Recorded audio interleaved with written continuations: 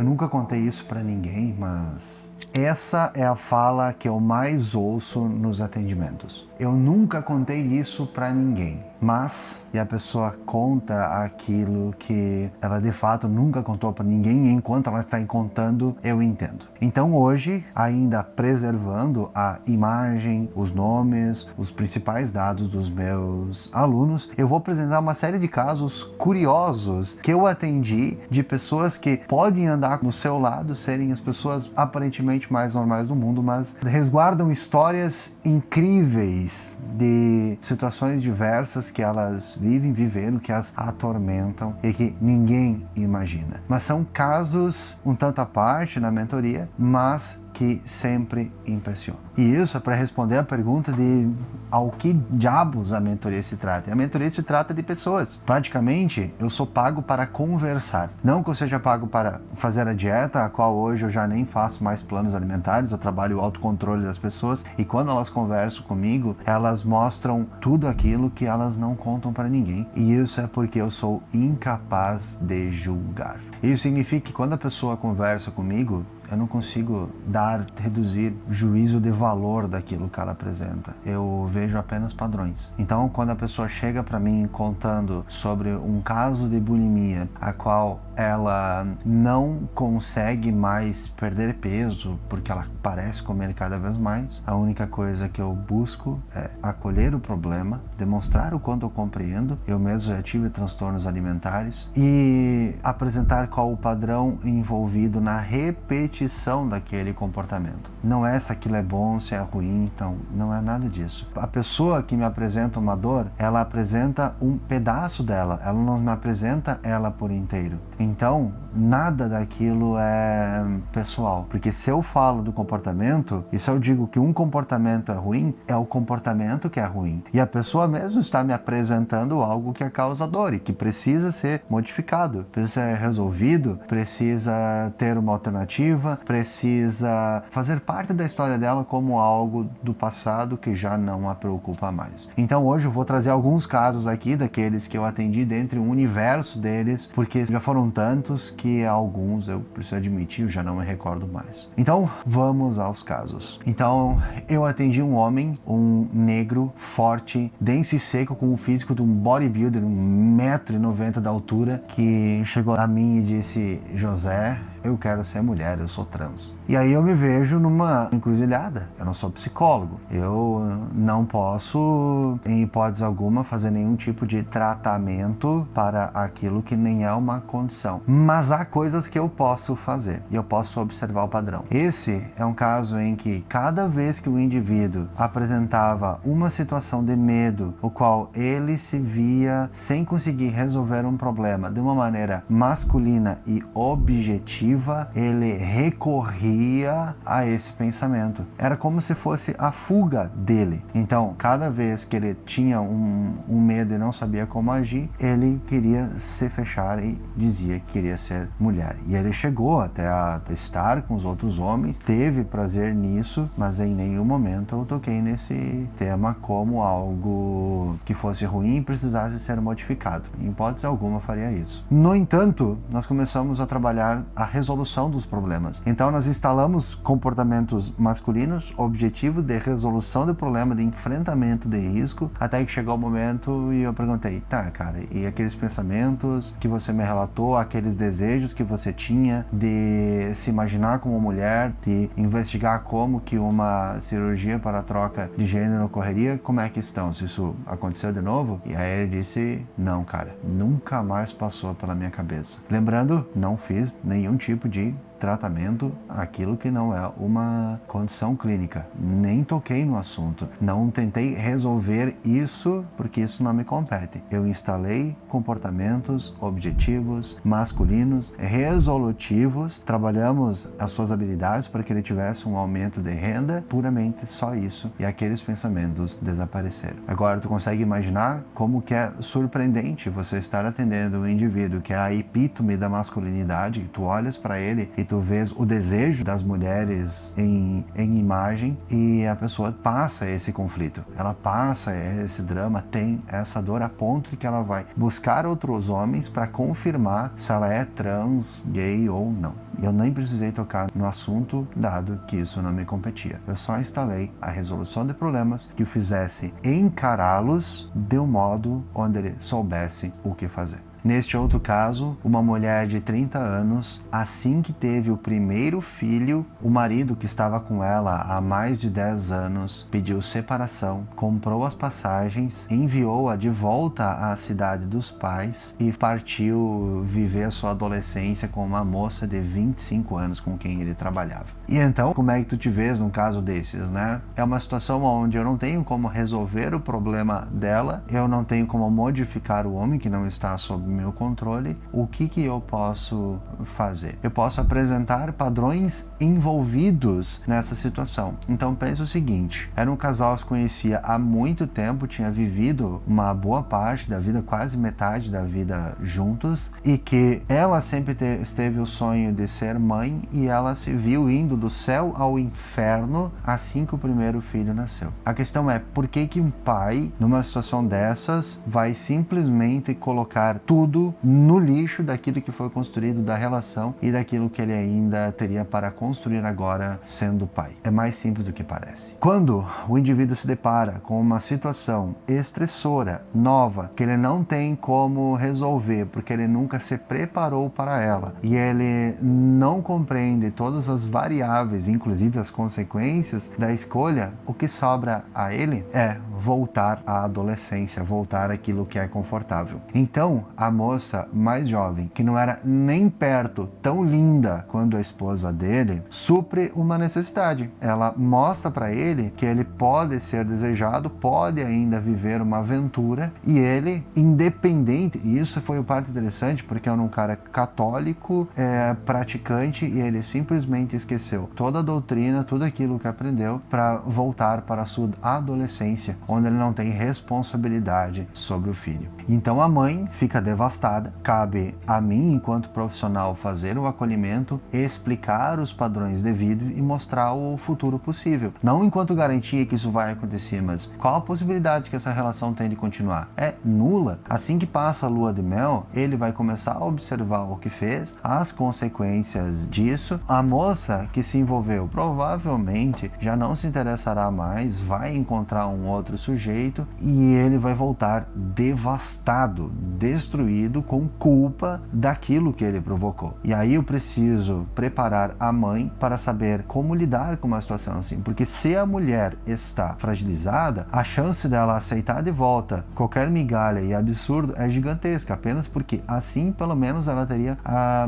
segurança de alguém presente para auxiliar na criação. E não dá para deixar com que isso aconteça. Então eu preciso cuidar da mãe, instruí-la quanto aos padrões possíveis, a sua reconstrução enquanto valorização da própria imagem, com dieta, atividade física, gradualmente, e primeiro focalizar na criança, dar toda a atenção que ela pode, mas depois voltar às suas profissões, aos seus trabalhos e aquisição de renda quando for possível. Mas só aceitar retorno com o pai da criança se houver total, completa mudança por parte dele. Não é aceitar o homem que volta, é aceitar o homem que se construirá para voltar com ela. Ou seja, se ele não procura atendimento com psicólogo, com profissional, treinamento comportamental e não muda tudo aquilo que o fez fazer a lambança em primeiro lugar, então não há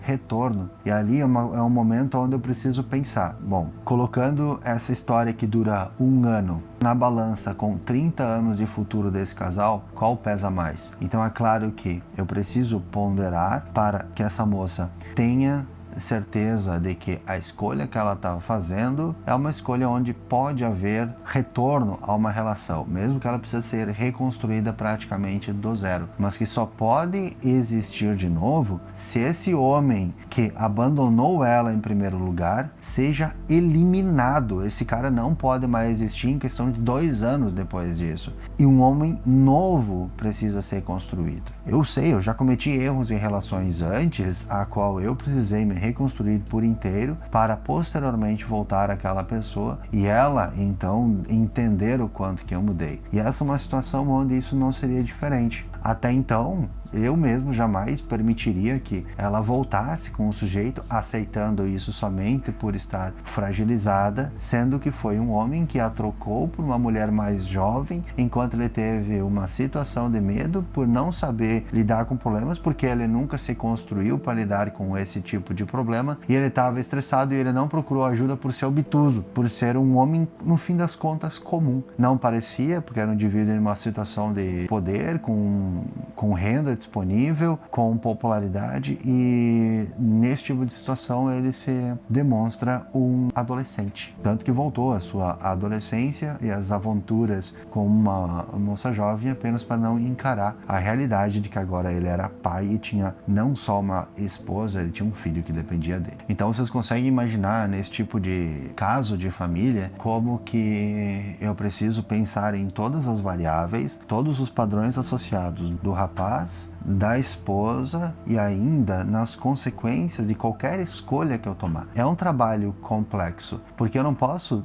fazer qualquer tipo de decisão pela pessoa, quando eu tenho que decidir pela pessoa, se eu não estou arriscando toda a minha reputação com isso. Então é um trabalho que não é só complexo, mas ela é de absoluta responsabilidade. Eu sei que eu tenho uma vida na minha mão e eu não posso fazer nada leviano com ela. Então nesse caso eu estou ainda atendendo, acolhendo essa moça, indicando para ela aquilo que não me compete, que precisa ser realizado por outro profissional. No entanto, ela está contente porque agora ela não está mais desamparada. Então ela tem com quem contar. Neste terceiro caso, nós temos uma mulher de 40 anos que referia a descontrole alimentar. Quando nós começamos a sessão, ela passou 1h30 aproximadamente fazendo a descrição da maior novela mexicana que eu já vi. Então nós chegamos na parte alimentar. E ela tinha episódios de descontrole com certa frequência e era sedentária, então ela nem se fazia atividade, ela também comia alguns doces que ela sempre precisava ter por perto. Mas o mais interessante foi quando ela se referiu à família. E ela passou bastante tempo falando da família. E aí ela disse: aquele homem a qual eu tenho como meu irmão mais velho, na verdade é o pai. E aquela que ela referia como mãe, na verdade era a avó, porque ela nunca chegou a conhecer a mãe biológica. O que acontece é que ela queria tanto contar para o seu irmão / pai, que na angústia dela não contar a história, ela buscava comida. Ou seja, o descontrole dela vinha do segredo que ela guardava, daquilo que ela gostaria de resolver, de colocar os pingos nos i, de mostrar toda a verdade que ela descobriu, e nisso ela buscava comida. Então, às vezes a pessoa tem um caso de descontrole alimentar que referem como compulsão e ela não vai contar para o nutricionista, porque o nutricionista não vai fazer a relação entre aquilo que ela sente com o segredo que ela guarda, justamente porque o nutricionista não é preparado para resolver esse tipo de situação, muito menos até para fazer a relação entre os padrões. Então, ocorre que eu indiquei a ela para começar primeiro atividade física diária com cardio, dado que ela era sedentária. Ela passou a fazer a cardio leitura, né? Então ela levava livros para esteira, para bicicleta e aproveitava o tempo assim. E em relação a contar para os pais, embora ela tenha agora o que ela precisa fazer, ela ainda não o fez. Mas o descontrole alimentar já está resolvido, ela está perdendo peso, ela adicionou atividade na rotina e ela finalmente contou isso para alguém que pode entender o problema e apresentar o padrão sem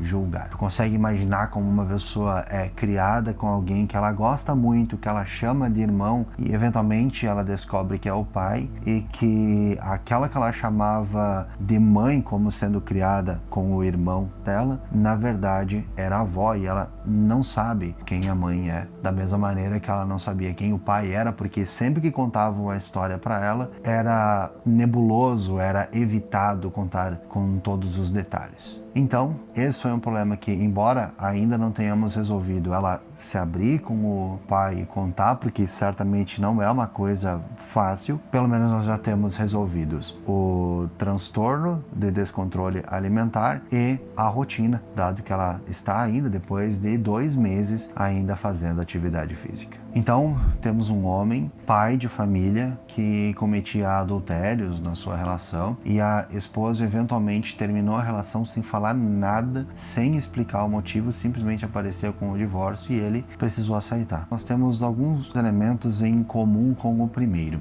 Com o passar do tempo, ele começou a buscar por outros homens, né, depois desse divórcio. E ele buscou outros homens, mantinha a relação e aquilo enchia de culpa e também era um descontrole. Quando nós investigamos como que isso acontecia, primeiro, eu citei para ele todas as minhas inseguranças quanto à sexualidade e gênero, tudo aquilo que eu já tive enquanto eu era jovem. Isso fez com que ele compreendesse que eu não estava ali para julgar, que eu tinha passado por uma série de problemas relativos e quando que eu passava por isso, em situações que eu estava sozinho, em desamparo, que eu estava sem a figura do meu pai para cuidar de mim morando em outra cidade. E eu apresentei para ele todas as dúvidas que passaram para mim no período, tudo que eu fiz no período, de um modo que ele viu que eu não tinha como julgar a reação que ele teve. Mas eu pude apresentar o padrão. Todos os homens que eles se envolviam tinham físicos viris, eram mais fortes, eram maiores, porque ele se via numa posição onde ele não tinha desenvolvido comportamentos masculinos. Ele não era resolutivo, não se voltava à construção, a correr riscos, a fazer-se cada vez mais do homem que ele poderia ser. Então aquilo servia de uma fuga para ele. Servia como a busca por prazer. Algumas pessoas buscam comida, algumas pessoas compram. Ele não fazia nada disso, mas ele encontrava no sexo a resolução. Ele encontrava ali o seu alívio para aquilo que ele passava. Como isso gerava uma culpa absurda, ele era um homem cristão, temente a Deus, ele frequentava a igreja.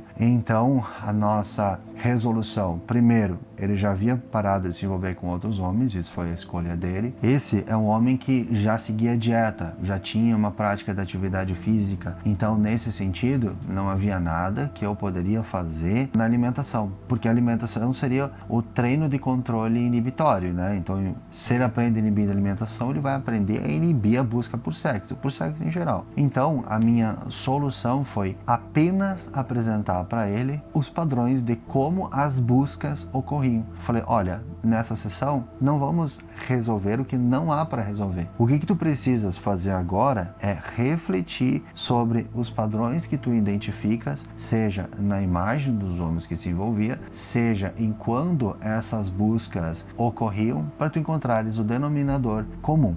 E tu verás que quando tu não tinhas uma construção de um padrão masculino, tu não tinhas objetividade na resolução dos problemas, na construção da renda, no cuidado com os filhos, na instrução dos filhos para serem homens melhores, essa era a sua resolução. Então, nem tudo envolve a resolução de um problema, mas sempre envolve a compreensão do desenvolvimento do comportamento. Uma coisa levou a outra coisa, que levou a outra coisa, e esse é o resultado. Porque ela chegou a mim cheia de culpa. Ela não queria repetir isso. E eu, como eu não sou especialista em gênero e não trabalho com essa parte, eu apenas me detenho a apresentar os padrões e deixá-la refletir sobre. Nós iremos, nesse caso, construir o homem real, o homem capaz de liderança, autocontrole, desapego e sacrifício. Nota-se que nenhum desses elementos envolve sexualidade, nem gênero. Todo mundo pode ser isso aqui. E é o que nós iremos fazer. Eu irei primeiro construir o homem controlado, que não busca aquilo que ele não quer buscar, que seja capaz de sacrificar-se para os filhos e que sacrificar inclusive os próprios prazeres, desapegar do passado, aprendendo com os erros que cometeu, os danos que causou, mas que eventualmente seja o líder de si mesmo. Aí sim, nós teremos o homem real e ele pode decidir o que fazer com isso. No quinto caso, nós temos uma mosca branca, a situação mais absurda e difícil de encontrar que me deparei. Então é uma moça jovem, 23 anos, modelo, por modelo vocês entendem como belíssima, e ela refere que não consegue se envolver com nenhum homem e que não só eles não parecem interessantes, mas ela não consegue deixar com que eles cheguem mais. Ela gosta da parte de jantar, do flerte, da conversa, fica por ali porque ela não consegue ir além. Ela me conta então como é a relação com o pai. E o pai vivia entre presença, promessa e ausência. Ele era cigano, então ele aparecia, dizia que ia entregar alguma coisa, prometia que ia ficar, até que alguma coisa o fazia partir. E quando ele voltava ou com problema, então ele deixava uma dívida, e ele nunca foi consistente na presença com a filha. Isso leva a moça a ter perfil afetivo evitativo. Isso significa que ela não consegue perder a sua individualidade, a sua liberdade, a sua independência, porque o pai nunca foi presente e nunca foi constante. Ele sempre voltou para ela, trazendo problemas, batendo, sendo abusivo, e sumia, deixando dívida, deixando outros problemas para a família, para ela e a mãe sofrerem as consequências. É claro que ela não conseguirá confiar em homem algum. No entanto, no que tange ao perfil afetivo que se desenvolveu, ela tem um dos mais graves que já vi. Por quê? Perfil afetivo evitativo pode ocorrer em várias instâncias. A pessoa, em algum determinado momento da relação, não quer perder sua independência. Isso pode acontecer no primeiro filho, que a pessoa some, como no caso que nós tivemos no primeiro, ou no noivado, ou na passagem de namoro para noivado, ou no namoro. Nesse caso, ela não conseguia nem beijar os homens. Ela era ainda uma moça belíssima, apesar de tudo, virgem. Ou seja, ela não conseguia se entregar em situação alguma. Então eu apresentei todos os padrões, nós resolvemos aquilo que também estava associado, relativo aos padrões alimentares da moça, e eu apresentei como ela desenvolvia e evadia das suas relações. E informei que a relação seria a última coisa que nós iríamos resolver. Porque antes de resolver a relação, nós precisávamos organizar a sua alimentação com uma rotina organizada, prática constante de atividade física. Por quê? Porque aquilo que ela tinha nas relações e no perfil afetivo dela, que era completamente variado, e aquilo que ela tinha quanto padrão nas relações de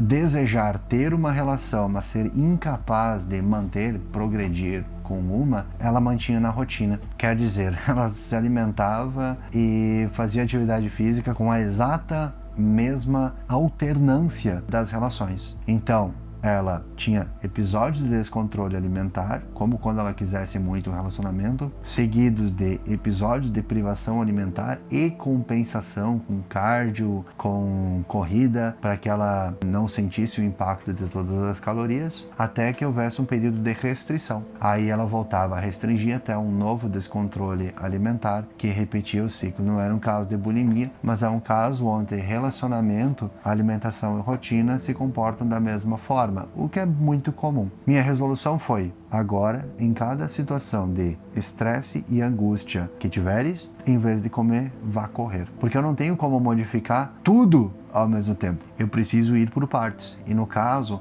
o gatilho para a compensação dela na alimentação e rotina eram os episódios de angústia, de ansiedade. Bom, esse é o primeiro passo. Depois que eu tenho essa mudança de descontrole alimentar para, pelo menos, vai correr e gasta essa energia da crise, eu posso gradualmente ir instalando uma rotina equilibrada, repetida, com uma alimentação adequada, com prática de atividade física, e lá na frente a gente pode chegar nas relações às quais a gente muda o perfil afetivo da pessoa para um perfil afetivo seguro, o qual ela consegue, mesmo que cautelosamente, se entregar. Essa foi uma apresentação de 5 casos da mentoria, inclusive casos recentes. Se eu puxar na memória, vai ter muito mais, como o aluno que era um narcisista e se tornou o homem real. Então, sim, em geral, eu sou chamado para resolver aquilo que ninguém resolveu, e eu faço apresentando